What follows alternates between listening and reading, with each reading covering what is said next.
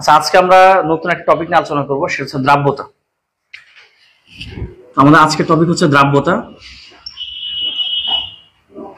দ্রাব্যতা বলতে সহজে যেটা বুঝাই সেটা হচ্ছে যে কোন একটা বস্তুর পানিতে বলো বা যে কোনো একটা দ্রাব্যকে বলো দ্রবীভূত হওয়ার যে ক্ষমতা, সেটা হচ্ছে দ্রাব্যতা। তো আজকে মূলত আমরা দ্রাব্যতার উপর একটা বেসিক ক্লাস নিব। তো বেসিক ক্লাসের বিষয়টা হচ্ছে এখানে আমরা ফার্স্ট আলোচনা করবো হচ্ছে যে আসলে দ্রবণ, এই দ্রবণের যে সংজ্ঞা, এই দ্রবণের সংজ্ঞাটা ভালো করে আমাদের বুঝতে হবে। আর দ্রবণ সম্পর্কিত মোটামুটি কিছু বিষয় আমরা জানতে পারলেই দ্রাব্যতার বেসিক বিষয়গুলো আমাদের আয়ত্তে চলে আসবে। তো ফার্স্ট আমরা আলোচনা করবো হচ্ছে সমসত্ব এবং অসমসত্ব অবস্থা নিয়ে। তো সমসত্ব অবস্থা বলতে বোঝাচ্ছে যে যদি কোন একটা মিশ্রণ বলো বা দ্রবণ যেটা বলো না কেন, যদি এখানে উপস্থিত উপাদান যেগুলো, সেই উপাদানগুলো যদি পৃথকভাবে দেখা যদি যায় সেটাকে আমরা বলবো হচ্ছে অসমসত্ব অবস্থা। আর যদি উপাদানগুলো পৃথকভাবে দেখা না যায় তখন তাকে আমরা বলবো সমসত্ব অবস্থা। তো যদি পৃথক অস্তিত্ব লক্ষ্য করা যায় তাকে আমরা কি বলবো? অসমসত্ব। আর যদি পৃথক অস্তিত্ব যদি হচ্ছে দেখা না যায় বা লক্ষ্য করা না যায়, এটাকে আমরা কি বলবো? এটাকে বলবো সমসত্ব অবস্থা। যেমন আমরা যদি এখানে একটু বালির মধ্যে একটু বালি যদি নেই আর পানি যদি নেই, বালি আর পানি মিক্সড করলে কি দেখা যাবে? এটা আলাদা বোঝা যাবে না যে বালি আর পানি আলাদা বোঝা যাবে। তো তাহলে এটা অবশ্যই কি হবে? এটা হবে অসমসত্ব। আর লবণ আর যদি আমরা পানি নিয়ে থাকি, লবণ আর পানি নিলে কিন্তু আমরা এখানে লবণ আলাদা পানি আলাদা এরকম দেখতে পারবো না, পুরোটা মিলে একটা জিনিস মনে হবে আমাদের কাছে। তাহলে এটা অবশ্যই কি হবে? এটা হবে সমসত্ব। তাহলে এখানে আমরা সমসত্ব অবস্থা বলতে যেটা বুঝলাম, সেটা হচ্ছে যে এখানে সহজ কথা যেটা, সেটা হচ্ছে পৃথক অস্তিত্ব থাকবে না। এখানকার সহজ কথা হচ্ছে যে এখানে পৃথক অস্তিত্ব থাকবে না। পৃথক অস্তিত্ব থাকবে না।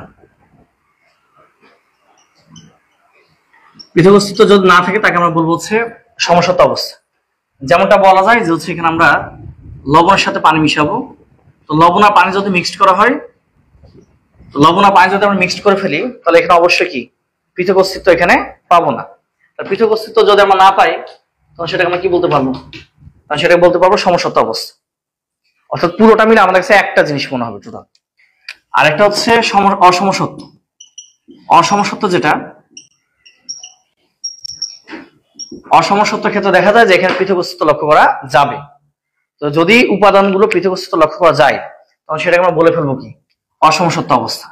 তাহলে এখানে পৃথক অস্তিত্ব থাকবে না, থাকবে এখানে পৃথক অস্তিত্ব এখানে থাকবে।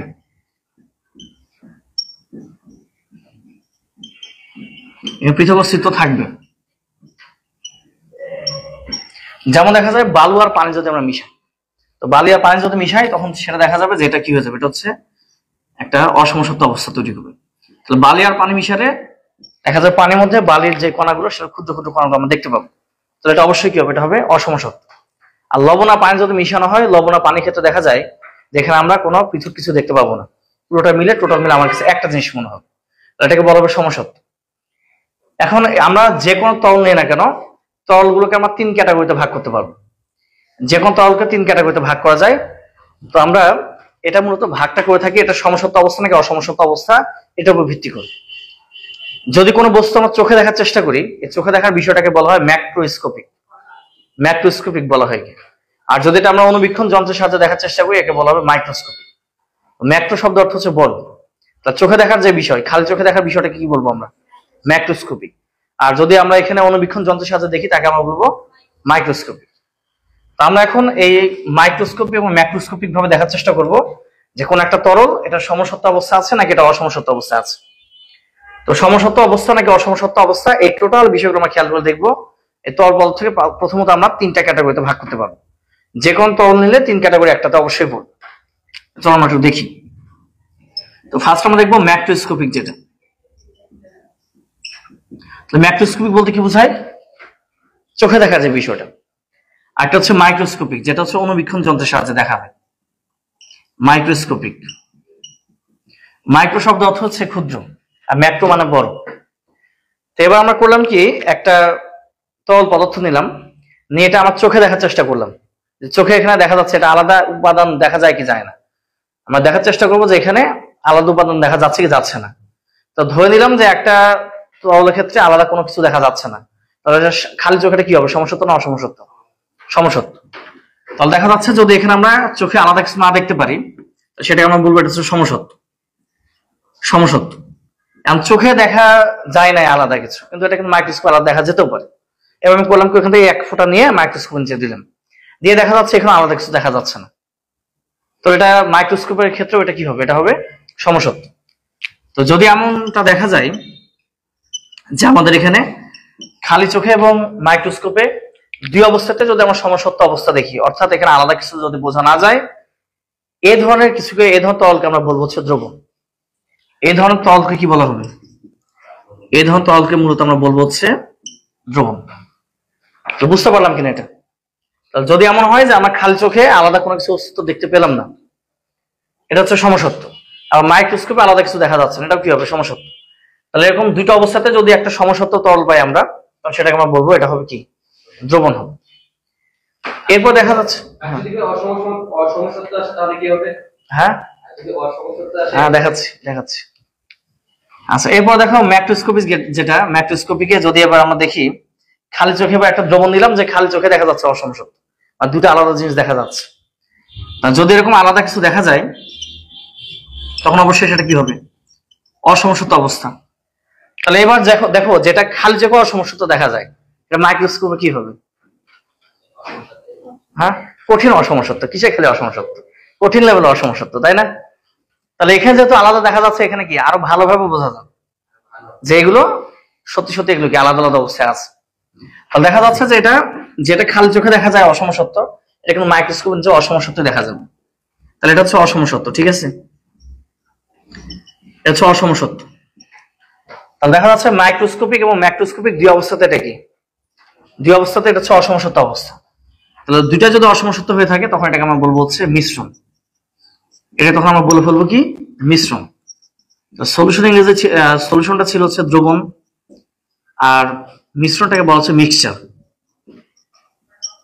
একে বলা হচ্ছে মিক্সচার, ঠিক আছে। তাহলে মূলত খালি চোখে দেখি আর আমরা হচ্ছে মাইক্রোস্কোপে দেখি, দুই অবস্থাতে যদি এরকম ভিন্ন ভিন্ন কিছু আমরা অস্তিত্ব লক্ষ্য করতে পারি, তখন বুঝতে হবে এটা হচ্ছে কি হবে, এটা মিশ্রণ ক্যাটাগরিতে পড়ে যাচ্ছে। বুঝতে পারলাম এটা? তৃতীয় একটা আছে, সেটা হচ্ছে যে মুখের মধ্যে অন্তরে বিষ। আর চোখে দেখা যাচ্ছে যে এটা সমসত্ব, ঠিক আছে, দেখা যাচ্ছে এটা চোখের সমসত্ব, চোখে এটা সমসত্ব, বাট এটা মাইক্রোস্কোপে দেখা যাচ্ছে যে না, ভিন্ন ভিন্ন জিনিস দেখা যায়, অসমসত্ব। এরকম ঘটনা ঘটতে পারে। তো এই ধরনের কিছু হলে আমরা দেখলাম যে চোখে এখানে আলাদা কিছু দেখা যাচ্ছে না, কিন্তু এখানে মাইক্রোস্কোপের নিচে দিলে এখানে সবকিছু আলাদা আলাদা দেখা যায়, তখন এটাকে আমরা বলবো হচ্ছে অবদ্রবণ বা ইমালশন বলা হবে। এটাকে বলা হবে অবদ্রবণ বা ইমালশন, এটাকে বলা হবে অবদ্রবণ বা ইমালশন। যেমন হচ্ছে দুধ, দুধকে যদি আমরা খালি চোখে দেখার চেষ্টা করি, দুধ কি একদম কি সাদা না, কিছু কিন্তু আলাদা বোঝা যাবে না। কিন্তু তুমি একটু দুধ নিয়ে তুমি মাইক্রোস্কোপ দাও, দেখবা পানি আলাদা দেখা যাবে। তারপর ভিতরে দেখবা তোমার হচ্ছে ওই যে শর্করা, যেগুলো ল্যাকটোজ, তারপর দেখা যাচ্ছে যেগুলো হচ্ছে তোমার দুধে যে প্রোটিন থাকে, বা দুধে দেখা যাচ্ছে যে আরো যে উপাদানগুলো থাকে ফ্যাট, এগুলো সব আলাদা আলাদা দেখা যায়। তাহলে যে দেখা যাচ্ছে যে এটা খালি চোখে কি সমসত্ব, বাট এটা মাইক্রোস্কোপ দিলে দেখা যাচ্ছে অসমসত্ব। এই ধরনের কোনো কিছু আমরা বলবো হচ্ছে ইমালশন বা অবদ্রবণ, তার একটা প্রকৃষ্ট ধরন কি, দুধ। বুঝতে পারলাম? তো এই হচ্ছে মূলত আমরা তরলকে 3 ক্যাটাগরিতে ভাগ করলাম। তুমি যে কোনো তরল পদার্থ নাও না কেন, এই 3 ক্যাটাগরি একটাতে অবশ্যই পড়বে। তো আমরা বলি সাপোজ আমরা এখানে লবণ আর পানি নিলাম, তো লবণ আর পানি নিলে দেখা যাবে যে এটা খালি চোখে কি আলাদা কিছু দেখা যাচ্ছে না, যে লবণ আলাদা পানি আলাদা এরকমটা দেখা যায় না। তুমি 1 ফোঁটা এই লবণ পানি মিশ্রণ নিয়ে তুমি হচ্ছে এবার লবণ পানি যে হচ্ছে মূলত আর কি সমাবেশ, মিশ্রণ বলবো না, যেহেতু মিশ্রণ আমরা আলাদা করে ফেললাম। তো এই লবণ আর পানি যে কম্বিনেশন, এটাকে তুমি 1 ফোঁটা নিয়ে মাইক্রোস্কোপে নিচে দাও, দেখো এখন তুমি লবণ আর পানি আলাদা দেখতে পারবা না। সো এটা কি হয়ে যাচ্ছে, দুই অবস্থাতে সমসত্ব, তাহলে অবশ্যই কি হবে, এটা হবে দ্রবণ। এবার দেখা যাচ্ছে যে আমরা এবার বালি আর পানি নিলাম, তো বালি আর পানি নিয়ে মিক্সড করলাম, বালির কণাগুলো দেখা যাচ্ছে পানির মধ্যে দেখা যাবে, তাহলে খালি চোখে অসমসত্ব। এবার তুমি যখন হচ্ছে মাইক্রোস্কোপে দিবা, দেখা যাবে বালিগুলো বিশাল বড় বড় কিছু দেখা যাবে, হ্যাঁ। তো তাহলে এটা দেখা যাচ্ছে এটা অসমসত্ব অবস্থা, তাহলে এটা আমরা বলবো মিশ্রণ। আর যদি এমন হয় যেমন দুধ, যে খালি চোখে দেখে মনে হবে সবকিছু মিলে একটা বস্তু, এবং দেখা যাচ্ছে যে এটা আমাদের যখন হচ্ছে আমরা মাইক্রোস্কোপে দিলাম, তখন দেখা যাচ্ছে সবগুলো উপাদান আলাদা আলাদা দেখা যাচ্ছে, তখন এটাকে আমি বলবো অসমসত্ব অবস্থা, তখন এটা হবে অবদ্রবণ বা ইমালশন। বুঝতে পারলাম? তো আমরা যেহেতু দ্রাব্যতা নিয়ে আলোচনা করবো, তো দ্রাব্যতার জন্য আমাদের যেটা দরকার সেটা দ্রবণ দরকার আমাদের। তো আমরা এখানে এই দ্রবণটা নিয়ে একটু ডিটেল আলোচনা করবো। এ পর্যন্ত বুঝতে পারলাম কিনা, বোঝা গেল? তো আমরা তো অবশ্যই জানি যে দ্রবণটা আসলে কি। দ্রবণটা হচ্ছে দ্রব এবং দ্রাবক যা অ্যাড করলে যা হয় এটাকে বলা হয় দ্রবণ। চল এখন আমরা এই বিষয়টা নিয়ে একটু আলোচনা করি।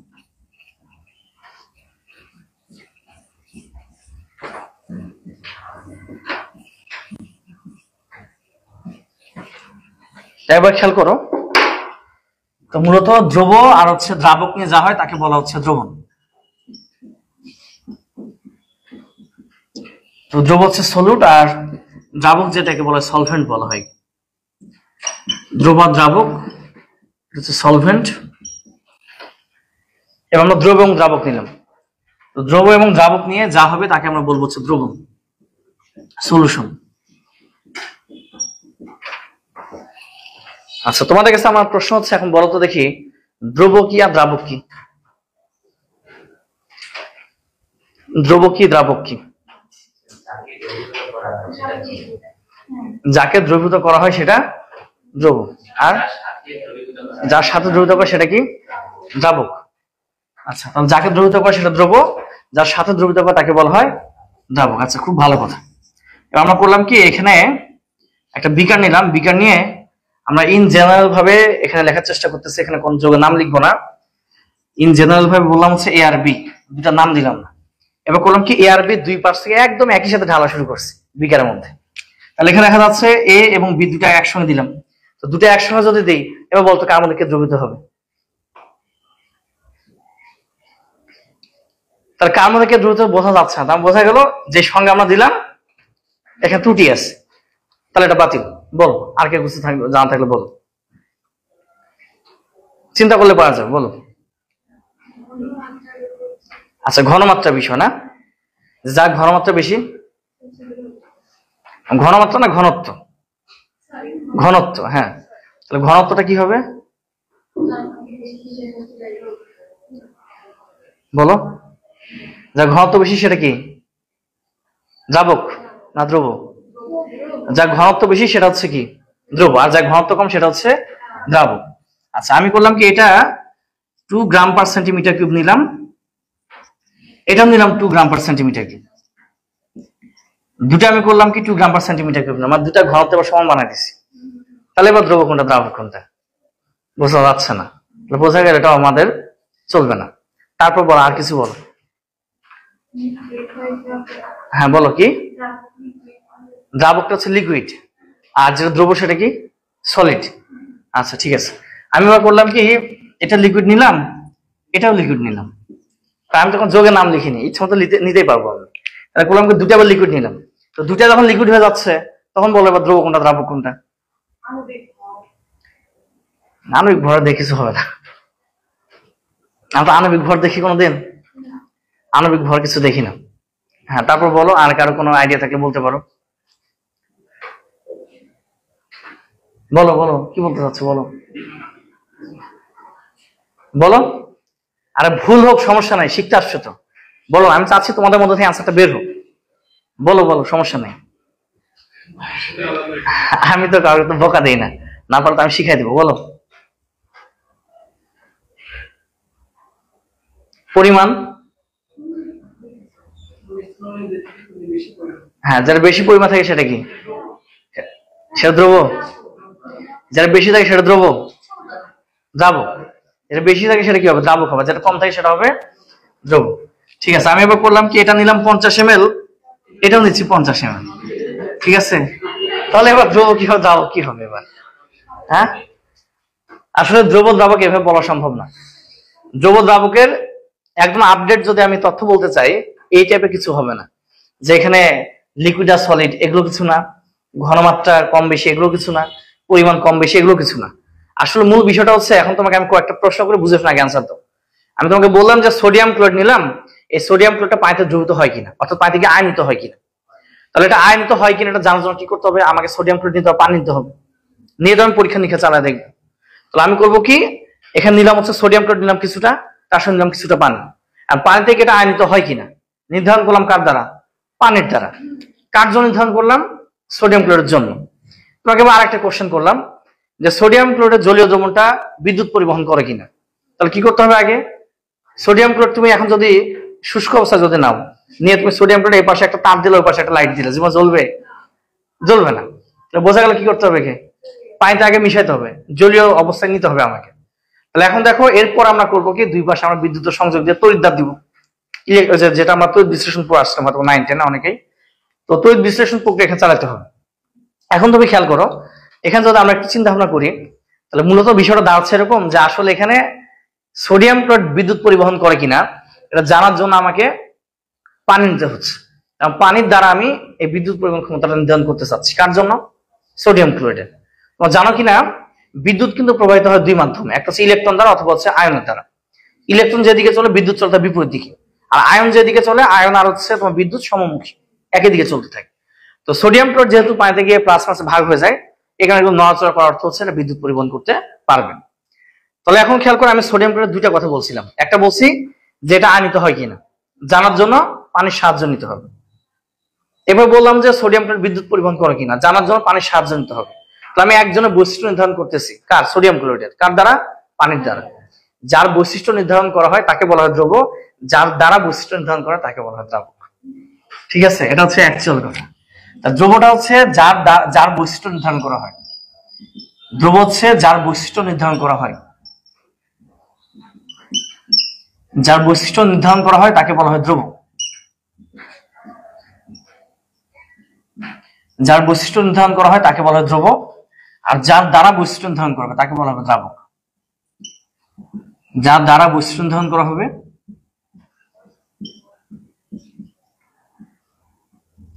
যার দ্বারা বৈশিষ্ট্য নির্ধারণ করা হয়, তো সেটাকে আমরা বলতে পারি এটা হচ্ছে দ্রাবক হবে। তাহলে যার জন্য বা যার বৈশিষ্ট্য নির্ধারণ করবো সেটা কি? দ্রব। আর যার দ্বারা বৈশিষ্ট্য নির্ধারণ করবো তাকে বলা হবে দ্রাবক। এবার ক্লিয়ার হয়েছে কিনা দ্রব দ্রাবকের বিষয়টা? ক্লিয়ার? হ্যাঁ বলো। কি না কি সংজ্ঞা বলো? হ্যাঁ আচ্ছা, সবই ঠিক আছে, তোমার কথা সব মেনে নিলাম আমি। যার সাথে দ্রবীভূত করা সেটা কি? দ্রব। আর যাকে দ্রবীভূত করা সেটা কি? দ্রাবক। এন্ড কথা হচ্ছে যে আমি যখন এটাকে ইন জেনারেল বানাচ্ছি তখন তো ওটা তো ফেল করতেছে। আমরা ইন জেনারেল ভাবে একটা কথা বলার চেষ্টা করতেছি। এখন এখানে একটা কথা আছে, এখানে কিন্তু কমন সেন্স অ্যাপ্লাই করতে হবে। কেমন কমন সেন্স? তোমাকে আমি বললাম যে আমি একটা শরবত বানাবো, 1 গ্লাস চিনি 1 চামচ পানি, হবে? হ্যাঁ, এটা কি কমন সেন্স অ্যাপ্লাই করে কথাটা কি রাইট? যে 1 গ্লাস চিনির মধ্যে 1 চামচ দিতে হবে পানি, কথা কি রাইট হলো? হলো না। কি করতে হবে? 1 গ্লাস পানিতে 1 চামচ চিনি দেওয়া লাগে। প্রথম কথা হচ্ছে আগে কমন সেন্স অ্যাপ্লাই করতে হবে যে কোনটা কোনটা আমি নিব আর কোনটা কার সাথে দিব, এগুলো সবাইকে চিন্তা ভাবনা করে নিতে হবে। এবার তুমি চিন্তা করো, আমি করলাম কি 1 গ্লাস নিলাম পানি, 1 গ্লাস নিলাম পানি, তার মধ্যে দিচ্ছি হচ্ছে 1 চামচ চিনি। এবার বলতেছি চিনিটা দ্রবীভূত হয় কিনা। বৈশিষ্ট্য নির্ধারণ করলাম কার? চিনির। এখন তোমাকে বললাম যে ঠিক আছে আমি একটু সয়াবিন তেল নিব, সয়াবিন তেল পানিতে দ্রবীভূত হয় কিনা দেখবো।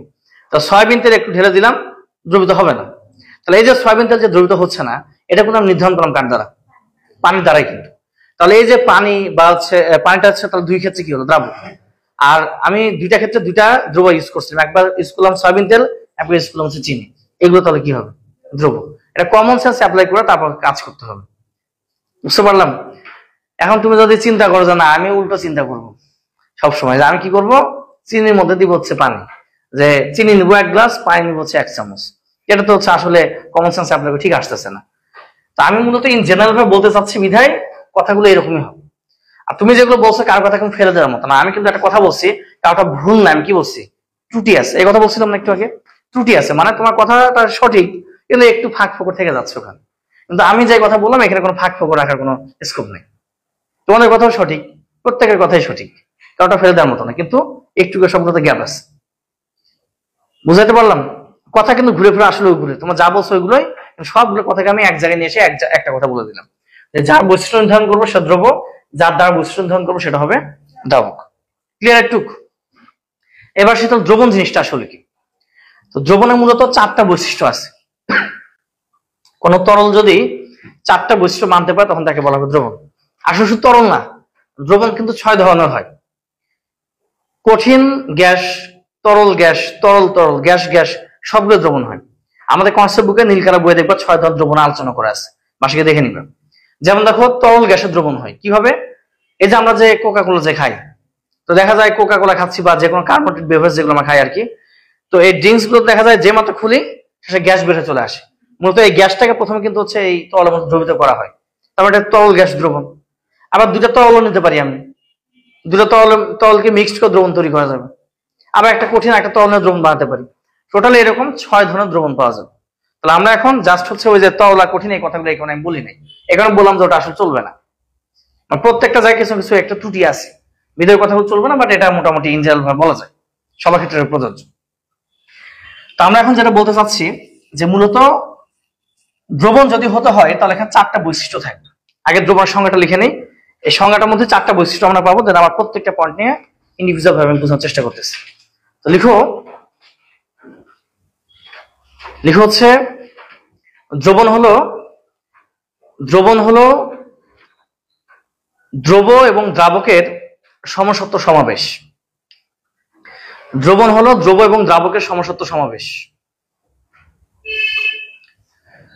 দ্রবণ হলো দ্রব এবং দ্রাবকের সমসত্ব সমাবেশ। দেখো, যা ভৌত প্রক্রিয়া দ্বারা পৃথক করা যায়, যা ভৌত প্রক্রিয়া দ্বারা পৃথক করা যায়, যা ভৌত প্রক্রিয়া দ্বারা পৃথক করা যায়, যা ভৌত প্রক্রিয়া দ্বারা পৃথক করা যায়, যা ভৌত প্রক্রিয়া দ্বারা পৃথক করা যায়। হ্যাঁ, এরপর লিখো একটি নির্দিষ্ট সীমার মধ্যে সংযুক্তি পরিবর্তন করা সম্ভব। একটি নির্দিষ্ট সীমার মধ্যে সংযুক্তি পরিবর্তন করা সম্ভব। একটি নির্দিষ্ট সীমার মধ্যে সংযুক্তি পরিবর্তন করা সম্ভব। একটি নির্দিষ্ট সীমার মধ্যে সংযুক্তি পরিবর্তন করা সম্ভব।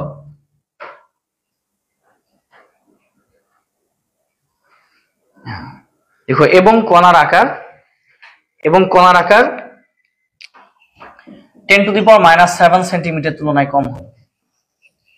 এবং কণার আকার 10⁻⁻7 সেন্টিমিটার তুলনায় কম হবে। এবং কণার আকার 10⁻⁻7 সেন্টিমিটার তুলনায় কম হবে।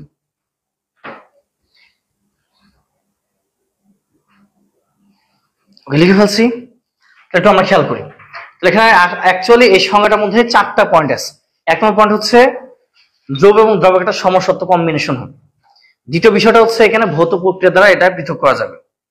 3 নম্বর যেটা পয়েন্ট ছিল সেটা হচ্ছে একটা নির্দিষ্ট সীমার মধ্যে উপাদানগুলো যে সংযুক্তি পাওয়া যায়। সংযুক্তি বলতে কি বোঝায়? একটা সাথে একটা যুক্ত হওয়ার সামর্থ্য, একটা সাথে একটা যে যুক্ত হওয়ার সামর্থ্য বা আমরা যে যুক্ত করতেছি এই পরিমাণ, এটাকে বলছে সংযুক্তি। এই সংযুক্তি পরিবর্তন করার সময় একটা নির্দিষ্ট সীমার মধ্যে। 4 নম্বর পয়েন্ট ছিল হচ্ছে যে এখানে কণার আকার হতে হবে 10⁻⁷ সেন্টিমিটার তুলনায় কম। এখন 4টা পয়েন্ট আমি একটা একটা করে ব্যাখ্যা দিচ্ছি। তো প্রথম পয়েন্ট হচ্ছে এখানে দ্রব এবং দ্রাবকের যে সমসত্ব সমাবেশ, তার অর্থ হচ্ছে এখানে দ্রব এবং আমরা দ্রাবক নিলে এখানে আমরা আলাদা করে কিছুই দেখতে পাবো না। তার অর্থ এটা অবশ্যই কি হতে হবে, এটা হতে হবে সমসত্ব অবস্থা। এটা হতে হবে সমসত্ব অবস্থা। তাহলে এখানে আমরা দ্রব নিলাম, দ্রাবক নিলাম, দ্রব দ্রাবক নিচ্ছি। এই দুটা নেওয়ার পরে এখানে আলাদাভাবে কোন উপাদান দেখা যাবে না। তাহলে এটাকে আমরা বলতে পারি হচ্ছে একটা সমসত্ব সমাবেশ। এটা ছিল 1 নম্বর পয়েন্ট, যেটা আমি একটু আগে কিন্তু পড়ে আসছিলাম। দ্বিতীয় পয়েন্ট হচ্ছে একটা ভৌত প্রক্রিয়া দ্বারা কি পৃথক করা যাবে। কেমিক্যাল তোমার হচ্ছে সেপারেশন যে কোনো জায়গাতে সম্ভব, কিন্তু এখানে মূল কথা হচ্ছে দ্রবণ তখনই হবে যদি এটাকে ভৌতভাবে কি করা যায়, এটা সেপারেট করা যায়। যদি এখানে ভৌতভাবে সেপারেট করা যায় তখন তাকে আমরা বলবো হচ্ছে দ্রবণ। বিষয়টা কেমন, এখানে আমরা কোনো কেমিক্যাল কিছু ইউজ করবো না, ইউজ করে আমরা যে উপাদানগুলো ছিল এগুলো যে কোনো উপায় আমরা আলাদা করে ফেলবো, সেটা হতে হবে রাসায়নিক পরিবর্তন ব্যতীত। এখন ধরুন আমরা করলাম কি লবণা পানি নিলাম, এখন এই লবণার পানিটাকে আমরা এখন আলাদা করতে চাচ্ছি। এখন উপায় কি? উপায় হচ্ছে একটা গোলতেল ফ্লাস্ক নিতে হবে আগে। এখন লবণ তো পানিতে মিশে গেছে, ওটা আমি টেনে টুনে বের করতে পারবো না। এমন তো না যে জাল ফেলে দিলাম, জালের সাথে সব লবণ উঠে চলে আসলো, এটা তো সম্ভব না। তাহলে এখানে যেটা হবে সেটা হচ্ছে এরকম, আমরা একটা গোলতলি ফ্লাস্ক নিলাম বা চ্যাপ্টা তলি ফ্লাস্ক নিলাম। চ্যাপ্টা তলি গোলতলির মধ্যে একটু তফাৎ আছে। নিচের দিকে যদি এরকম ফ্ল্যাট হয় তখন তাকে বলা হচ্ছে চ্যাপ্টা তলি ফ্লাস্ক, আর টোটাল যদি রাউন্ড হয় তখন তাকে বলা গোলতলি ফ্লাস্ক। এখন আমরা এরকম একটা ফ্লাস্ক নিলাম, নিয়ে এর মধ্যে আমরা পানি নিলাম আর হচ্ছে এর ভিতরে লবণ দিয়ে আছে। তো ধরুন হচ্ছে লবণ হচ্ছে লাল কালার গুলো বিভিন্ন জায়গায় ছড়িয়ে ছিটিয়ে আছে, লাল কালার গুলো হচ্ছে লবণ, আর নর্মাল এটা পুরোটা হচ্ছে পানি। এবার করলাম কি এখানে একটা কর্ক লাগাই দিলাম এখানে। তো কর্ক লাগানোর পরে এখানে আমরা করলাম কি এবার একটা নল দিলাম। একটা নল নিয়ে এখানে হচ্ছে আমরা নলটা বাইরের দিকে নিয়ে চলে আসলাম। এবার করা হবে কি, এখানে লিবিক শীতক ইউজ করা হবে, লিবিক কন্ডেন্সার। তো লিবিক কন্ডেন্সারটা বিষয়টা এরকম যে মূলত এখানে আমরা নিচ দিয়ে পানি দিব, ঠান্ডা পানি দিব, এটা উপর দিয়ে দেখা যাবে এটা গরম পানি বের হয়ে চলে যাবে। আর আমরা জানি পানি কিন্তু তাপ ধারণ ক্ষমতা অনেক বেশি। তো পানির তাপ ধারণ ক্ষমতা বেশি হতে এখানে যেটা হবে, পানির তাপ ধারণ ক্ষমতা বেশি হতে এখানে যখন আমরা ঠান্ডা পানি দিলাম, এই পানিটা করবে কি, এই যে এখানে যখন আমরা উত্তপ্ত করব, এটাকে আমরা কি করবো, আগুন লাগাই দিব। যে আগুন লাগাচ্ছি পানিটা তখন চিল্লানো শুরু করবে, পালাও পালাও পালাও পালাও। হ্যাঁ, এটা হচ্ছে যে ভিতরে পালানো শুরু করবে। তার মানে এটা বাষ্প উপর দিকে উঠে যাচ্ছে, পানিটা বাষ্প উপর দিকে উঠে যাবে। আর লবণ তার হচ্ছে উঠবে না, কারণ লবণে তো হচ্ছে তোমার গরম স্ফুটনের মান তো অনেক বেশি। আর পানি তো 100°C তাপমাত্রা কি হচ্ছে, ফুটতে আরম্ভ করবে। তাহলে দেখা যাচ্ছে যে এখানে তাপমাত্রা দিলাম, যে মাত্র 100-তে চলে গেল, মোটামুটি এটা আস্তে আস্তে বাষ্প উপর দিকে ওঠা শুরু করবে। এই বাষ্পগুলোর মধ্যে ঢুকে যাচ্ছে, যে মাত্র এই কন্ডেন্সার চলে আসবে, লিবিক শীতকে যে মাত্র চলে আসবে, সাথে সাথে করবে কি, এই লিবিক শীতকের মধ্যে আমরা যে এই পানিটা সরবরাহ করতেছি বাইরে থেকে, এই পানিটা করবে কি, ওখানকার যে হিটটা সেটা অ্যাবজর্ব করে ফেলবে, হিটটাকে অ্যাবজর্ব করবে। হিটটা যখন অ্যাবজর্ব করবে তখন কিন্তু এটা আবার কি হবে, এটা একদম লিকুইড পানিতে রূপান্তরিত হবে। তখন আমরা করবো কি, যে এখানে হচ্ছে আমরা একটা পাত্র রাখলাম, এই পাত্রের মাধ্যমে আমরা এটা কালেক্ট করবো। টপ টপ টপ টপ করে পানি পড়তেছে, তোমার আওয়াজ পাচ্ছ না? টপ টপ করে শব্দ হচ্ছে না? টপ পাচ্ছ না? কি বলো, মনের আওয়াজই বড় আওয়াজ। দেখা যাচ্ছে এখানে টপ টপ করে এখানে পানি পড়তেছে। তাহলে বোঝা গেল যে এখানে আমরা যে মাত্র তাপ দিলাম, তাপ দিলে আস্তে আস্তে পানিটা বাষ্পে রূপান্তর হওয়া শুরু করবে। আস্তে আস্তে এখানে আবার এখানে আমরা কি করতেছি, পাতন প্রক্রিয়া এটা মূলত। আবার এখানে লিকুইড পানি পেয়ে গেলাম এবং এখানে লবণগুলো এখানে পড়ে থাকবে। তাহলে এখন দেখো তো এখানে কি আমরা কি কোনো কেমিক্যাল প্রসেস ইউজ করছি? তো তার মানে এটা অবশ্যই ভৌত প্রক্রিয়া। এটাই বলা হচ্ছে যে দ্রবণ হতে গেলে কি ভৌত প্রক্রিয়ার মাধ্যমে আলাদা করা যাবে। তো তার মানে যে লবণ আর পানি যে মিশ্রণ, তার মানে এটা অবশ্যই কি একটা দ্রবণ হবে। আর যদি একে ভৌত প্রক্রিয়া আলাদা করা না যেত, তখন সেটাকে আমরা দ্রবণ বলতাম না। কথা বুঝতে পারছি? তাহলে একটা বৈশিষ্ট্য হচ্ছে যে দ্রব এবং দ্রাবকের যেই কম্বিনেশন, এটা অবশ্যই আলাদা কিছু দেখা যাওয়া যাবে না। তার অর্থ এটা কি হতে হবে, সমসত্ব অবস্থা। দ্বিতীয় বিষয়টা হচ্ছে একটা ভৌত প্রক্রিয়ার মাধ্যমে কি করতে হবে, একে আলাদা করার উপায় রাখতে হবে। বুঝতে পারলাম? 3 নম্বর পয়েন্ট হচ্ছে, 3 নম্বর পয়েন্ট যেটা, 3 নম্বর পয়েন্ট হচ্ছে একটা নির্দিষ্ট সীমার মধ্যে আমরা এদের যে সংযুক্তি, যেটা এই সংযুক্তিটা চাইলে আমরা পরিবর্তন করতে পারবো। এটা কেমন একটু দেখাই। এখানে একটা বিকার নিলাম, এই বিকারের মধ্যে আমি আগে থেকেই ধরলাম পানিটা আমি এমএল না, আমি গ্রামে মেপে রাখছি। 100 গ্রাম পানি নিলাম, এখানে 100 গ্রাম পানি নেওয়া হলো এর মধ্যে। এবার করলাম কি, এখানে লবণ দেওয়া শুরু করলাম। আমি প্রথম অবস্থা আমি করলাম কি, এর মধ্যে 5 গ্রাম লবণ অ্যাড করলাম। তাহলে 100 গ্রাম পানিতে লবণ দিলাম কতটুকু, 5 গ্রাম। এবার আমি করবো কি, লবণ আর পানির অনুপাতটা একটু বের করবো। লবণ আর পানি যে পরিমাণটা ছিল, পরিমাণের অনুপাতটা আমরা একটু বের করে নিবো। তাহলে এখানে দেখো 5 আর হচ্ছে 100, তাহলে কি হবে, 1:20 হবে না? এবং 20 ভাগের 1 ভাগ এখানে লবণ, আর মোটামুটি 19 ভাগে কি বলা যায়, 19 ভাগ বলবো না, এখানে আসলে 20 ভাগই পানি, তার মধ্যে আমার টোটাল মিলে 21 ভাগ হয়েছে আর কি। তাহলে এখানে 5 গ্রাম দিলাম এখানে লবণ, আর হচ্ছে 100 গ্রাম কি পানি, তাহলে এটা 1:20 হয়ে গেল। একটু আমি করলাম কি, এখানে এবার 5 গ্রামের সাথে আরো 5 গ্রাম অ্যাড করলাম, তাহলে টোটাল কত, 10। তাই এবার আমি করলাম কি, এই ধরনের প্রথম 5 বাদ, নতুন করে পরীক্ষা করতেছি। দ্বিতীয় পরীক্ষা আমি করলাম কি, এবার 10 গ্রাম এখানে অ্যাড করলাম। 10 গ্রাম যদি লবণ অ্যাড করি, তাহলে এবার কিন্তু লবণ আর পানি অনুপাতটা কত হবে, এবার 1:10 হবে। তাহলে এটা দাঁড়াচ্ছে এবার কিন্তু 1:10। এবার মানটা হবে 1:10 হবে। হ্যাঁ, 1:10 হয়ে গেল। একটু আমি করলাম কি, না আমার 10 গ্রাম দেও হচ্ছে না, আমি আরেকটু লবণ বেশি দিব। আরেকটু লবণ যদি বেশি দিই, আমি করলাম কি, এবার তৃতীয় পরীক্ষা করার সময় আমরা এখানে 20 গ্রাম লবণ অ্যাড করে দিলাম। আমি যখন 20 গ্রাম লবণ অ্যাড করবো, তার অর্থ কি দাঁড়াচ্ছে, এটা 1:5 হচ্ছে না, 1:5। এখন কথা হচ্ছে আমরা কতক্ষণ পর্যন্ত এই প্রক্রিয়াটা চালাবো, যতক্ষণ পর্যন্ত না হচ্ছে এই পানিটা ঘোলা হয়ে যাচ্ছে। পানিটা তখনই ঘোলা হবে যদি এটা সম্পৃক্ত অবস্থা পার করে চলে যায়। সম্পৃক্ত অবস্থা বলতে বোঝাচ্ছে যে এই পানিটা যতটুকু লবণ এর দ্রবীভূত করার ক্ষমতা রাখে, ঠিক সমপরিমাণ যদি আমরা লবণ দিই, অর্থাৎ ক্ষমতা, দ্রবীভূত করার ক্ষমতা আর লবণ দেওয়ার পরিমাণটা যদি সমান হয়ে যায়, তাকে বলে সম্পৃক্ত অবস্থা। এই পর্যন্ত পানিটা স্বচ্ছ থাকবে। যে মাত্র আমরা একটু লবণ অ্যাড করবো, ওই লবণটুকু কিন্তু পানিটা দ্রবীভূত হবে না, দ্রবীভূত না, সেটা কি ভাসতে থাকবে। যখনই ভাসা শুরু করে, তখন সেই লবণটা, দ্রবণটা কি হয়ে যাবে, অস্বচ্ছ হয়ে যাবে, ঘোলাটে হয়ে যাবে এটা। তাহলে এখানে দেখো আমরা একটা নির্দিষ্ট সীমার মধ্যে রাখতে হবে। সেই নির্দিষ্ট সীমা কি, যতক্ষণ পর্যন্ত স্বচ্ছ থাকে এবং যতক্ষণ পর্যন্ত সম্পৃক্ত অবস্থায় থাকে। এই সম্পৃক্ত অবস্থার মধ্যে আমরা করলাম কি, দেখো এখানে দেখো তো অনুপাতটা চেঞ্জ হয়ে গেল না। তাহলে এটা হচ্ছে 3 নম্বর বৈশিষ্ট্য, যে দ্রবণের বৈশিষ্ট্য হচ্ছে যে আমাকে একটা নির্দিষ্ট সীমার মধ্যে এদের যে সংযুক্তি, এই সংযুক্তি আমি এটা পরিবর্তন করতে পারবো। বুঝতে পারলাম কিনা? এখন যে মাত্রাটা ঘোলাটা হয়ে যাবে, অস্বচ্ছ হয়ে যাবে, তখন বুঝতে ওটা সম্পৃক্ত অবস্থা পার হয়ে চলে গেছে, তখন আমি ওইখানে গিয়ে আর হিসাব নিকাশটা করবো না। মানে আমাকে হিসাব নিকাশটা করতে হবে সম্পৃক্ত অবস্থা পর্যন্ত। এরপর তুমি যেটা অ্যাড করো ওটা দ্রবণের সাথে কোনো রিলেশন নাই, ওটা খালি অধক্ষিপ্ত হবে, খালি ওটা প্রথম ভাসতে থাকবে, আর একটু বেশি দিলা নিচের দিকে তলনে পড়বে। এই কারণে বলা হচ্ছে একটা নির্দিষ্ট সীমা। তাহলে নির্দিষ্ট সীমাটা কি ছিল? মোটামুটি সম্পৃক্ত অবস্থা পর্যন্ত। সম্পৃক্ত অবস্থার মধ্যে আমরা এখানে উপাদানগুলোর একটা পরিমাণ বা সংযুক্ত যেটা সেটা আমরা কি করতে পারবো? চেঞ্জ করতে পারবো। বুঝতে পারলাম এই বৈশিষ্ট্যটা? এই হচ্ছে তিনটা বৈশিষ্ট্য গেল। চতুর্থ বৈশিষ্ট্য যেটা, এখানে আমরা যে উপাদান যেগুলো নিব, যেমন এখানে উপাদান হচ্ছে কি পানি এবং হচ্ছে লবণ নিলাম আমরা। এই পানি আর লবণের যে হচ্ছে কণা থাকবে, এই কণার আকারটা 1 সেন্টিমিটারের 1 কোটি ভাগের 1 ভাগ তার থেকে ছোট হতে হবে। 10⁻⁷ মানে কি? 1 কোটি না? তাহলে আর দেখো এই যে 10⁻⁷ অর্থ কি? 10⁻⁷ অর্থ হচ্ছে এই যে 1 সেন্টিমিটার হচ্ছে 10⁻⁷, মানে কি 1 কোটি। তারপরে 1 সেন্টিমিটারের 1 কোটি ভাগের 1 ভাগ, বিশাল বড় নাকি? দেখা যাবে না। আমরা একটু আগে বলছিলাম যে দ্রবণটা কিন্তু মাইক্রোস্কোপে আমরা কিছু দেখতে পারবো না, আমরা এতটাই ছোট যেটা মাইক্রোস্কোপ, স্বাভাবিক মাইক্রোস্কোপ দিয়ে আমরা এটা দেখতে পাবো না। তাহলে দেখা যাচ্ছে যে এখানে এই কণার যে আকার যেগুলো, অর্থাৎ দ্রব কিংবা দ্রাবক, এদের যে পার্টিকেল যেগুলো থাকে সেই পার্টিকেল সাইজটা এটা 10⁻⁷ সেন্টিমিটার তুলনায় কম হতে হবে। আর চতুর্থ বৈশিষ্ট্য হচ্ছে যে কণার যে আকার ছিল, তাহলে এখানে যে কণার যে আকার ছিল, এই কণার আকারের মানটা মূলত হতে হবে এটা 10⁻⁷ সেন্টিমিটার তুলনাও এটা হতে হবে কম। এই হচ্ছে আমাদের দ্রবণের 4টা বৈশিষ্ট্য।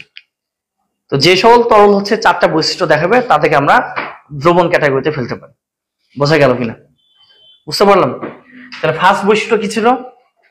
দ্রব এবং দ্রাবকটার আলাদা কোনো অস্তিত্ব বোঝা যাবে না, তার তো সমসত্ব হতে হবে। 2 নম্বর, একে একটা ভৌত প্রক্রিয়ার মাধ্যমে পৃথক করতে হবে, উপাদানগুলো ভৌত প্রক্রিয়ার মাধ্যমে পৃথক করতে হবে। 3 নম্বর বৈশিষ্ট্য হচ্ছে একটা নির্দিষ্ট সীমা, অর্থাৎ সম্পৃক্ত অবস্থার মধ্যে এখানে মানগুলো কি করা যাবে? চেঞ্জ করা যাবে। তার অর্থ হচ্ছে সংযুক্তিটা পরিবর্তন করা সম্ভব। আর এদের যে দ্রব এবং দ্রাবকের যে কণার যে সাইজ যেগুলো থাকে, এই সাইজের মানটা হচ্ছে 10⁻⁷ সেন্টিমিটার তুলনাও কি হতে হবে? এটা হতে হবে তার থেকেও ছোট। তো এত ছোট দেখে কিন্তু এটা আসলে দেখা সম্ভব না।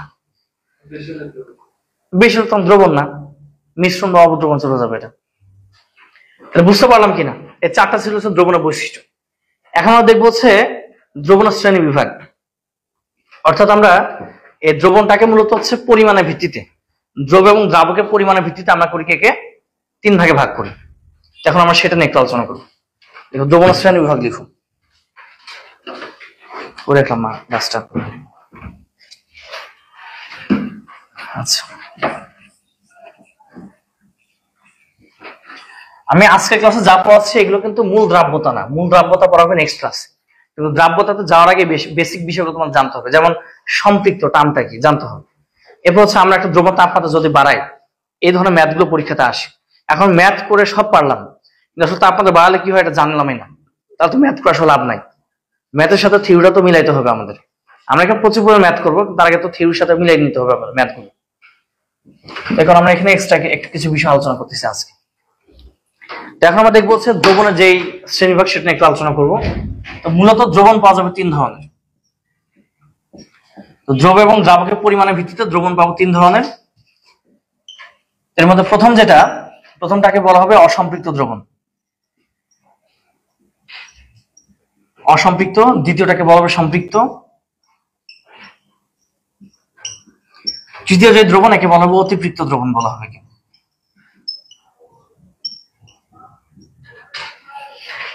তৃতীয় দ্রবণটাকে বলা হবে অতিপৃক্ত দ্রবণ। দ্রবণ হচ্ছে 3 ধরনের।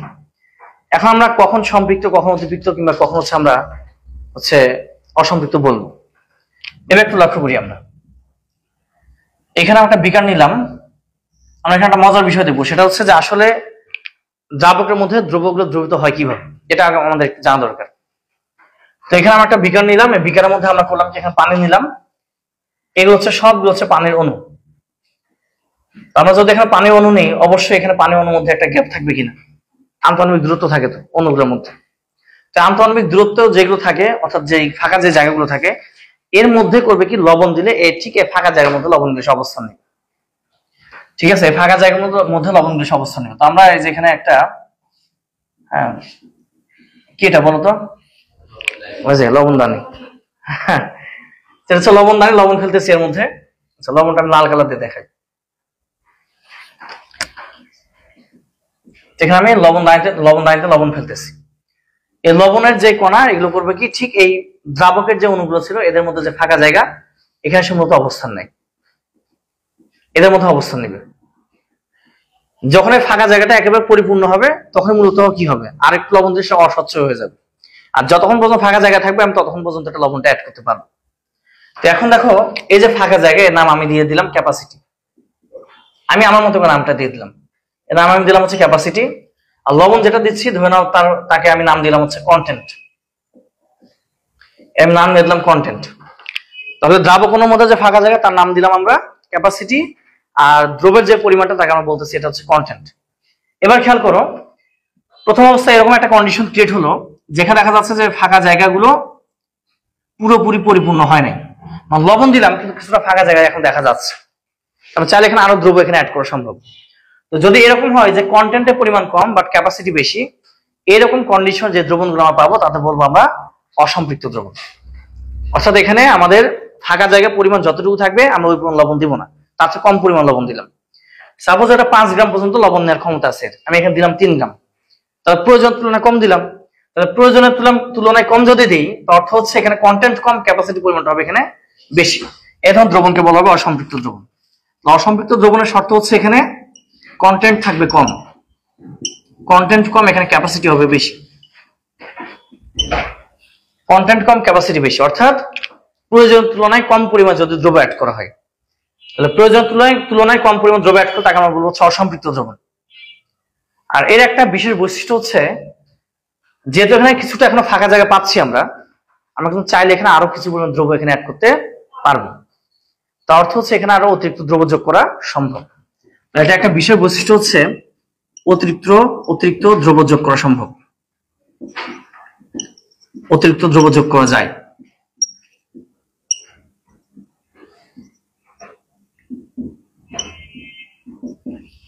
এটা একটা বিশেষ বৈশিষ্ট্য হচ্ছে অতিরিক্ত দ্রব্য যোগ করা যাবে অসম্পৃক্ত দ্রবণে।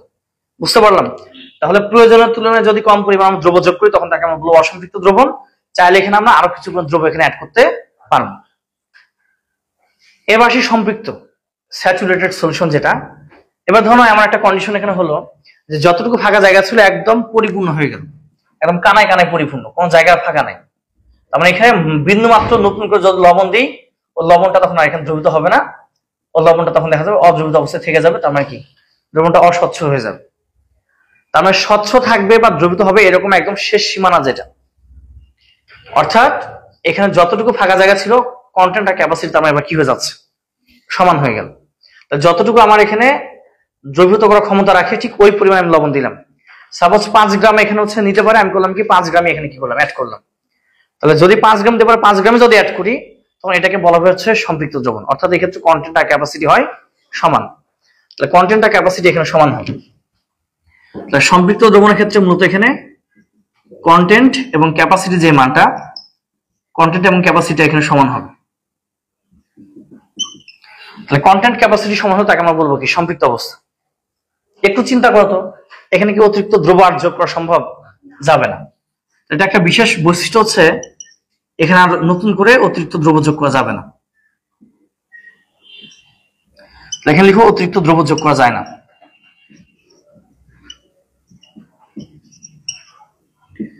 অতিরিক্ত দ্রব্য যোগ করা যায় না। লাস্ট আমরা যেটা দেখবো সেটা অতিরিক্ত দ্রবণ।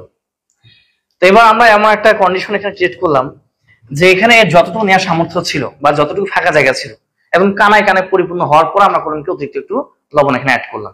ওই লবণটা তখন কিন্তু দ্রবীভূত হবে না, দ্রবীভূত না হবে এটা কিন্তু অদ্রবণীয় অবস্থা থেকে যাবে। আর অদ্রবণীয় অবস্থা যখন ভাসতে থাকবে তখনই কিন্তু এটা কি হবে, এটা অস্বচ্ছ দ্রবণে পরিণত হয়ে যাবে, অস্বচ্ছ হবে। তার মানে কিন্তু স্বচ্ছ সম্পৃক্ত অবস্থা পর্যন্ত থাকে। যে মাত্র অস্বচ্ছ হবে বুঝতে হবে এটা কি, অতিরিক্ত দ্রবণ। এখন এখানে নিতে পারে 5 গ্রাম, আমি এখানে অ্যাড করলাম 7 গ্রাম। নিতে পারে 5 গ্রাম, দিলাম এখানে 7 গ্রাম। এই যে 2 গ্রাম যে অতিরিক্ত দিলাম না, ওটা এখন দ্রবীভূত হবে না। ওটা এখন কি করবে, ভ্রাম্যমান ভাসতে থাকবে ওর মধ্যে। হ্যাঁ, একদম নৌকায় চড়ে এই পাশে ওপাশ ভাসতে থাকবে, কুল কিনারে খুঁজে পাবে না। তাহলে এখন দেখা যাচ্ছে অতিরিক্ত আমি যতটুকু দিলাম সেটা কিন্তু আর অ্যাড হচ্ছে না। তার মানে এবার কিন্তু ক্যাপাসিটির তুলনায় এবার কন্টেন্টটা কি হয়ে গেল, বেশি। তাহলে প্রয়োজনের তুলনায় যদি অতিরিক্ত দ্রব্য অ্যাড করা হয়, এক্ষেত্রে যে দ্রবণ তৈরি হবে তার নাম হচ্ছে অতিরিক্ত দ্রবণ।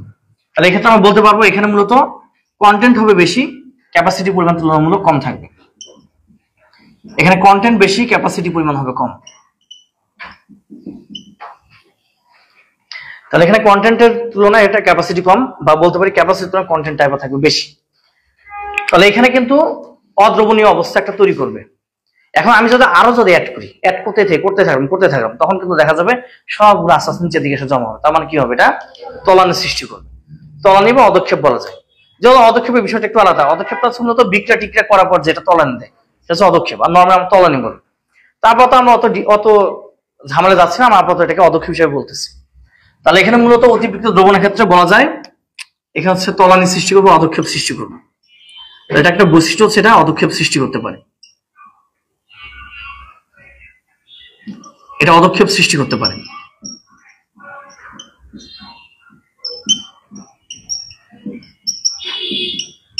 এটা অদক্ষেপ সৃষ্টি করতে পারে। তো এই ছিল হচ্ছে 3 ধরনের দ্রবণ। তাহলে এখানে অসম্পৃক্ত দ্রবণ দেখলাম, সম্পৃক্ত দেখলাম, অতিরিক্ত দেখলাম।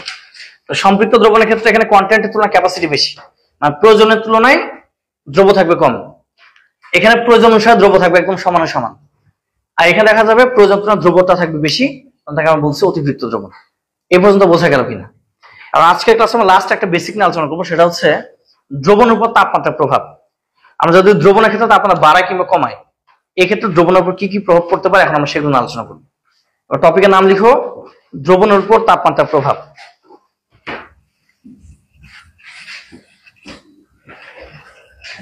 দেখো, দ্রবণের উপর তাপমাত্রার প্রভাব।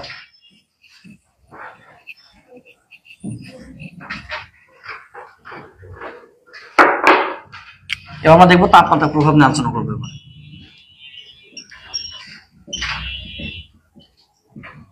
দ্রবণের উপর তাপমাত্রার প্রভাব। তো আমরা তাপমাত্রা একবার বাড়াবো একবার কমাবো, দেখি কি কি হয় এখানে। ফার্স্ট আমরা এখানে তাপমাত্রা বাড়াচ্ছি। প্রথমে আমরা এখানে তাপমাত্রা বাড়াবো। তাপমাত্রা যদি বৃদ্ধি করা হয়, আমরা এখানে উভয় ক্ষেত্রে তাপমাত্রা বৃদ্ধি এবং হ্রাস উভয় ক্ষেত্রে আমরা প্রাথমিক অবস্থায় নিব হচ্ছে সম্পৃক্ত দ্রবণ নিব আমরা। কারণ সম্পৃক্ত দ্রবণটা যেহেতু আদর্শ অবস্থায় থাকে, মানে একদম যতটুকু দরকার ঠিক ততটুকুই, কম থাকে না বেশিও থাকে না, আদর্শ অবস্থা। আমরা করবো কি, সম্পৃক্ত দ্রবণটা নিয়েই তাপমাত্রা বাড়াবো কমাবো, এতে কি কি রেজাল্ট পাওয়া যায় সে বিষয়গুলো আমরা এখানে জানার চেষ্টা করবো। তাহলে এখন খেয়াল করো, এখানে আমরা একটা বিকার নিলাম, বিকারের মধ্যে আমরা সম্পৃক্ত দ্রবণ নিচ্ছি। তার অর্থ হচ্ছে এখানে দ্রাবকের যে গ্যাপ যেগুলো ছিল বা দ্রাবকের অন্য মধ্যে যে ফাঁকা জায়গা ছিল, একদম লবণ দ্বারা কি অবস্থায় আছে, এটা পরিপূর্ণ অবস্থায় পাচ্ছি। এখানে আমরা এখানে কোনো ফাঁকা জায়গা নেই, এখানে কোনো ফাঁকা জায়গা নেই। তাহলে এটা নিচ্ছি আমরা সম্পৃক্ত দ্রবণ, এটা আমরা নিচ্ছি, এটা হচ্ছে সম্পৃক্ত দ্রবণ নিচ্ছি। এখানে আমরা নিব সম্পৃক্ত দ্রবণ। এখন সম্পৃক্ত দ্রবণ এবার আমি করবো একটু তাপমাত্রা বাড়াবো। এখানে আমি বললাম কি একটু তাপ দিলাম, এখানে তাপ দিলাম। যে মাত্র তাপ দিব দেখা যাবে অণুগুলোর গতিশক্তি বেড়ে যাবে, ছোটাছুটি বেড়ে যাবে। তাপ দিলে আমরা জানি অণুগুলোর গতিশক্তি বেড়ে যায় না? তো অণুগুলোর গতিশক্তি যখন বেড়ে যাবে, একটা থেকে একটা দূরে চলে যাচ্ছে। দূরে যদি চলে যায় তাহলে এখানে ইন্টার মলিকুলার ডিস্টেন্স বা আন্তঃআণবিক দূরত্ব, এটা কি হবে, বেড়ে যাবে না? বেড়ে যাবে। তাহলে এখান থেকে আমরা বলতে পারি যে মূলত আমরা যদি এখানে তাপমাত্রা বাড়াই, এর গতিশক্তি বা কাইনেটিক এনার্জি যেটা, এই গতিশক্তি মান কি হবে, বৃদ্ধি পাবে। এখানে তাপমাত্রা বাড়লে এখানে গতিশক্তি বেড়ে যাচ্ছে। আর গতিশক্তি যদি বেড়ে যায়, তাহলে গতিশক্তি বাড়লে ইন্টার মলিকুলার ডিস্টেন্স বা আন্তঃআণবিক দূরত্বটা কি হবে, বেড়ে যাবে। আর দূরত্ব বাড়লে ক্যাপাসিটি কি হবে, বাড়বে না? ক্যাপাসিটি বেড়ে যাবে। তাহলে এখানে ক্যাপাসিটি বেড়ে যাচ্ছে। তাহলে এখানে যদি আমরা তাপমাত্রা বাড়াই, এখানে গতিশক্তি বেড়ে যাবে। গতিশক্তি বাড়লে আন্তঃআণবিক দূরত্ব বাড়বে, তার অর্থ ক্যাপাসিটি বৃদ্ধি পায়। বিষয়টা কেমন, ধরো তোমাদেরকে আমি নিয়ে একটা মাঠে নিয়ে গেলাম। তো মাঠে সবাই খেলাধুলা করতেছো একটা নির্দিষ্ট জায়গার মধ্যে। হঠাৎ করে মাঠে একটা বন্দুক ধরে একটা লোক চলে আসছে, এসে বলে কি 2টা ফায়ার করছে উপরের দিকে। তো এরপর ফায়ার দেখার পরে কি তৃতীয় ফায়ার তো তোমার উপর চলতে পারে। তো ওখানে কি স্বাভাবিক থাকা যাবে নাকি দৌড়াদৌড়ি শুরু হয়ে যাবে? সবাই দৌড়াদৌড়ি শুরু করবে। তো দৌড়াদৌড়ি শুরু করলে তখন কিন্তু এদিক সেদিক আমরা দিক বেদিক ছড়াছড়ি শুরু করবো, একজন আরেকজন দূরে চলে যাবো আমরা। তখন কিন্তু আগে খেলার সময় যে পরিমাণ আমরা একজন আরেকজনের কাছাকাছি ছিলাম, কাছাকাছি থাকবো, তখন দূরে চলে যাবো। এবার তুমি চিন্তা করো, তোমরা হচ্ছে প্রত্যেকটা এক একটা অণু, আর এই লোকটা হচ্ছে পাগল যে লোক, সেই লোকটা হচ্ছে কি তাপমাত্রা। কারণ যেমন তাপমাত্রা দিলাম ছোটাছুটি বেড়ে গেছে, ছোটাছুটি বাড়লে একটা থেকে আরেকটা দূরত্ব বেড়ে যাচ্ছে, দূরত্ব বলে এখানে ক্যাপাসিটি বাড়তেছে। ক্যাপাসিটি যদি বেড়ে যায় তাহলে একটু চিন্তা করতো, তাহলে বিষয়টা কি এরকম দাঁড়াচ্ছে না যে এবার অণুগুলো একটা থেকে একটা দূরে দূরে চলে গেল, অণুগুলো দূরে দূরে চলে গেল। এখানে অণুগুলো দূরে দূরে চলে গেল, কিন্তু আমরা তো লবণের তো কিছু করি নাই, আমরা জাস্ট তাপমাত্রা বাড়াচ্ছি। তো লবণগুলো তখন করবে কি, আর একটু বেশি গ্যাপ পাবে না, তখন সবগুলো বলে কি মোটামুটি গ্যাপগুলোর মধ্যে সবগুলো প্রবেশ করবে। তো প্রবেশ করার পর দেখা যাচ্ছে তাপমাত্রা বৃদ্ধিতে যেহেতু এখানে ক্যাপাসিটি বেড়ে যায়, তার মানে কিন্তু কিছুটা ফাঁকা জায়গা বেড়ে গেল। তার মানে তখন এটাকে আমরা কোন ধরনের দ্রবণ বলবো? অসম্পৃক্ত না? তাহলে বোঝা গেল সম্পৃক্ত দ্রবণ তাপমাত্রা বৃদ্ধি করে সেটা অসম্পৃক্ত দ্রবণ রূপান্তরিত হয়। তো এটা হয়ে গেল অসম্পৃক্ত দ্রবণ। তো এটা হয়ে গেল অসম্পৃক্ত দ্রবণ। তবে সম্পৃক্ত দ্রবণে যে মাত্রা তাপমাত্রা বৃদ্ধি করলাম সাথে সাথে সেটা কি হবে? এটা অসম্পৃক্ত দ্রবণ রূপান্তরিত হবে। এবং এই ক্ষেত্রে কিন্তু আমরা চাইলে অতিরিক্ত আরো দ্রব্য যোগ করতে পারবো। বুঝতে পারলাম? এখানে চাইলে আরো অতিরিক্ত দ্রব্য যোগ করা যাবে। তাহলে একটা কথা লিখো না, একটু লিখো, সম্পৃক্ত দ্রবণ তাপমাত্রা বৃদ্ধি করলে, সম্পৃক্ত দ্রবণের তাপমাত্রা বৃদ্ধি করলে, সম্পৃক্ত দ্রবণের তাপমাত্রা বৃদ্ধি করলে সেটি অসম্পৃক্ত দ্রবণ রূপান্তরিত হয়। সম্পৃক্ত দ্রবণের তাপমাত্রা বৃদ্ধি করলে সেটি অসম্পৃক্ত দ্রবণে রূপান্তরিত হয়। সম্পৃক্ত দ্রবণের তাপমাত্রা বৃদ্ধি করলে সেটি অসম্পৃক্ত দ্রবণ রূপান্তরিত হয়। এর সাথে লিখবা, এক্ষেত্রে অতিরিক্ত দ্রব্য যোগ করা সম্ভব। এক্ষেত্রে অতিরিক্ত দ্রব্য যোগ করা সম্ভব। এক্ষেত্রে অতিরিক্ত দ্রব্য যোগ করা সম্ভব। এক্ষেত্রে অতিরিক্ত দ্রব্য যোগ করা সম্ভব। এই ধরনের আমাদের ম্যাথ করতে হবে 2-3টা ক্লাস পরে, কিন্তু আমাদের বইয়ে এরকম কোন থিওরি দেওয়া নেই। এখানে তাপমাত্রা বাড়াবো, তাপমাত্রা বাড়ানোর পর তোমাকে প্রশ্ন বলবে যে তাপমাত্রা 50 ডিগ্রি থেকে 80 ডিগ্রিতে নিয়ে গেলাম, এই সে মানটা আমার কিছু দিয়ে দিবে, দ্রাব্যতা মানগুলো দিয়ে বলবে এখানে আরো কতটুকু দ্রব্য যোগ করা যায়। আর এখানে যে দ্রব্য যোগ করা যায় সেই থিওরিটাই কই, এই যে সেটা আমি এখনই পড়ে দিলাম যে এখানে আসলে দ্রব্য যোগ করা যাবে। এখন গুরুত্বপূর্ণ একটা পয়েন্ট বলি, সেটা হচ্ছে অতিরিক্ত দ্রবণ যেগুলো, এদের যদি তাপমাত্রা বাড়ানো হয় তাহলে এখানেও কিন্তু একটু ক্যাপাসিটি বাড়ে। তাহলে অতিরিক্ত দ্রবণ তখন কিন্তু দ্রাব্যতা মানটা কি হচ্ছে, একটু বৃদ্ধি পাবে। আবার যদি আরো বেশি তাপমাত্রা যদি দিয়ে ফেলি, ধরে নেওয়া হচ্ছে হয়তো অতিরিক্ত হয়েছে কিন্তু খুব বেশি পরিমাণে দ্রব্যটা বেশি ছিল না, তখন কিন্তু চাইলে এটাকে আমরা সম্পৃক্ত বা অসম্পৃক্ত দ্রবণ বানাতে পারবো। অতিরিক্ত দ্রবণ তাপমাত্রা বৃদ্ধি করলে এখানে কিন্তু আরো দ্রব্য এখানে জড়িত করার ক্ষমতা এখানে বাড়বে। এই বিষয়গুলো আমাদের মাথায় রাখতে হবে। আচ্ছা, এবার আমরা একটু দেখবো তাপমাত্রা হ্রাস করলে কি হচ্ছে। এটা দিয়ে শেষ আজকে আমাদের ক্লাস। তো আমরা দেখবো এখন তাপমাত্রা হ্রাস করলে কি হয়।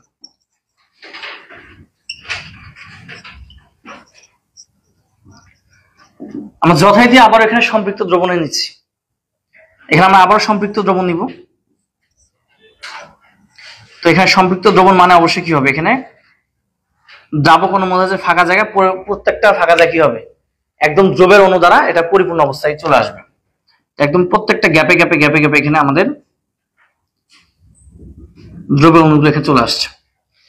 এবার আমি করলাম কি, এখানে কিছু বরফের টুকরো নিলাম। ঠিক আছে, এখানে আমরা কিছু বরফের টুকরো নিচ্ছি, এগুলো হচ্ছে আইসের টুকরো। হ্যাঁ, এখানে আইসের টুকরো নিচ্ছি বেশ কিছু আমরা, এগুলো হচ্ছে আইস, বরফ নিলাম। তাহলে বরফ যদি নেওয়া হয় তাহলে আবার কি হবে, ঠান্ডা হয়ে যাবে না এটা? আচ্ছা, বরফ যদি তাহলে আসলে কি হচ্ছে, এখানে বরফ নিলে তার অর্থ একে ঠান্ডা করা হচ্ছে। তাপমাত্রা যখন হ্রাস করবো, হ্রাস করলে এবার কিন্তু গতিশক্তি আগের তুলনায় কি হবে, কমে আসবে না? গতিশক্তি কমে আসবে। এক্ষেত্রে একটা অণু আরেকটা অণু কিন্তু আরো কাছাকাছি চলে আসবে, কারণ এখানে ইন্টারমলিকুলার ডিস্টেন্স এবার কমবে, ক্যাপাসিটি তখন কি হবে, কমে যাবে।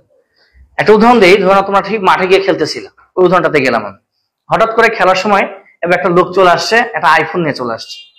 আইফোন নিয়ে একদম বলে, এই বাচ্চারা সবাই শোনো, আমি 5টা প্রশ্ন করবো, অন্তপক্ষে যে 3টে আনসার দিতে পারবে তাকে আইফোন দেওয়া হবে। খেলাধুলার টাইম আছে, কি করতে হবে, আইফোন নেওয়া লাগবে আগে। সবগুলো মারছে দৌড়, সবগুলো গিয়ে করবে, লোকটাকে একদম ঘিরে ধরবে এবং সবাই কি চাইবে, ওই লোকটা কত কাছাকাছি থাকা যায়, কারণ তুমি যেমন প্রশ্ন উত্তরটা তাড়াতাড়ি দিতে পারো, ওই লোকটা তোমাকে যেমন একটা দৃষ্টি দিতে পারে, তুমি হাত উঠালে তোমার হাত দেখা যাচ্ছে না পেছন থেকে, সবাই এখন চায় লোকটা কাছাকাছি থাকে। তো এখন এই চিন্তা করে লোকটা হচ্ছে সে বরফ। যখন আমি এখানে হচ্ছে বরফ দিলাম, তখন কিন্তু অণুগুলো সব কি করবে, কাছাকাছি চলে আসবে না আগের তুলনায়।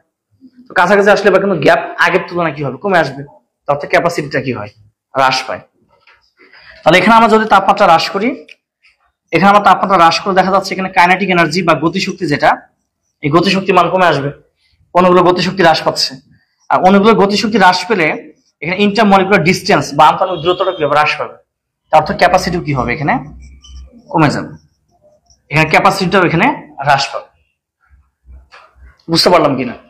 তাহলে ক্যাপাসিটি যদি কমে যায় তাহলে বিষয়টা কিন্তু দাঁড়াচ্ছে বা এরকম। তাহলে এবার কিন্তু অণুগুলো খুব কাছাকাছি কাছাকাছি চলে আসবে, এবার অণুগুলো একদম কাছাকাছি চলে আসবে। তো অণুগুলো যখন কাছাকাছি চলে আসবে, আমি কিন্তু বাইরে লবণ দিচ্ছি না, লবণ এখানে বের করবো না। এমন কি সম্ভব যে লবণের মধ্যে একটা আমি দ্রবণের জাল ফেলে দিলাম, জালটা একটা সব লবণ তুলে দিলাম? সম্ভব? সম্ভব না। এখন করবে কি, এখানে যেহেতু ক্যাপাসিটি কমে যায়, অটোমেটিক্যালি করবে কি, দ্রবণ বলবে তুই আমার এখানে থাকতে পারবি না, যতটুকু আমার দরকার ছিল আমি নিয়ে ফেলছি, তো এখন যেখানে পাই সেখানে চলে যা। ওদের এখন যাওয়ার জায়গা নাই। হ্যাঁ, এখন দ্রবটি কোথায় যাবে? কোথাও যাবে না, নিচের দিকে এসে সবগুলো তলানি ফেলবে, অর্থাৎ অদক্ষেপ সৃষ্টি করবে। তাহলে সবগুলো দেখা যাবে যে এখানে যেহেতু জায়গা কমে গেল, আগের তুলনায় কম পরিমাণ লবণ এখন দ্রবীভূত হবে। তার মানে কি, বাকি লবণগুলো কেউ নিচের দিকে তলানি ফেলবে না, নিচের দিকে এসে দেখা যাবে এটা তলানি ফেলবে বা অদক্ষেপ সৃষ্টি করবে। তাহলে বলতে কোন ধরনের দ্রবণ রূপান্তরিত হলো? অতিরিক্ত। তাহলে এটা অতিরিক্ত দ্রবণ রূপান্তরিত হলো। এটা অতিরিক্ত দ্রবণ, আর এটা ছিল কি, সম্পৃক্ত দ্রবণ ছিল। এটা ছিল সম্পৃক্ত দ্রবণ। তার অর্থ হচ্ছে সম্পৃক্ত দ্রবণ তাপমাত্রা হ্রাস করলে সেটা অতিরিক্ত দ্রবণ রূপান্তরিত হয়। এটা একটা অ্যাপ্লিকেশন আছে, আমি বলতেছি, আগে একটু লিখে নাও। লিখো, সম্পৃক্ত দ্রবণ তাপমাত্রা হ্রাস করলে, সম্পৃক্ত দ্রবণ তাপমাত্রা হ্রাস করলে সেটি অতিরিক্ত দ্রবণ রূপান্তরিত হয়। সম্পৃক্ত দ্রবণের তাপমাত্রা হ্রাস করলে সেটি অতিরিক্ত দ্রবণে রূপান্তরিত হয়। সম্পৃক্ত দ্রবণ তাপমাত্রা হ্রাস করলে সেটি অতিরিক্ত দ্রবণে রূপান্তরিত হয়। তার মানে এখানে কি করবে?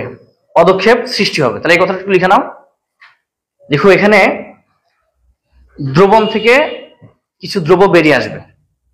দেখো, এখানে দ্রবণ থেকে কিছু দ্রব্য বেরিয়ে আসবে, এখানে দ্রবণ থেকে কিছু দ্রব্য বেরিয়ে আসবে,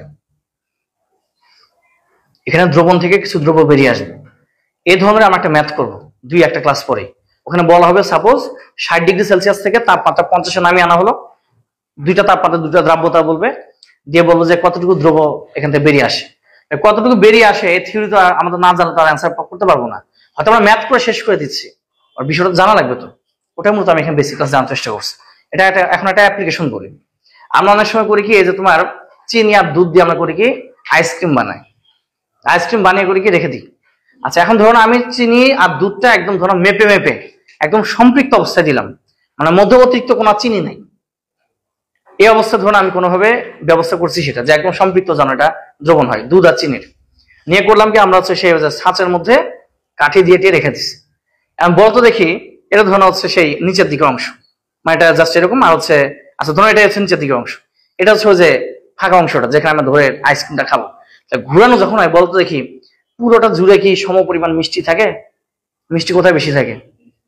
এই যে এখানে বেশি থাকবে, এবার মাথাতে মিষ্টি বেশি থাকবে। এখন কেন? তোমার বলতে পারো যে গ্রাভিটি চিনিটাকে টেনে ধরছে নাকি, এবং নিচের দিকে নামছে না, নামে নাই, এটা গ্রাভিটি ফলে হয় নাই। এটা মূলত সম্পৃক্ত দ্রবণ যেহেতু তুমি তৈরি করছো, তাহলে এখন তুমি চিন্তা করো, এটাকে তুমি ঠান্ডা করে ফেলছো, ফ্রিজ করে ফেলছো। ঠান্ডা করলে কিন্তু দ্রবণ থেকে দ্রব্য বেরিয়ে চলে আসবে, এটা গ্রাভিটির ফলে আসে নাই। ওই এটা মূলত হচ্ছে ওই দ্রাবকের অণুগুলো ক্যাপাসিটি কমে যাওয়াতে দ্রাবক অণু থেকে বের করে দিচ্ছে, তখন এটা নিচের দিকে জমা হয়, এখন এই জায়গাটা হয় মিষ্টি। বুঝতে পারলাম? তো ঠিক আছে, আজকে ক্লাসটা এই পর্যন্ত। ইনশাআল্লাহ নেক্সট ক্লাসে বাকিটুকু আলোচনা করবো।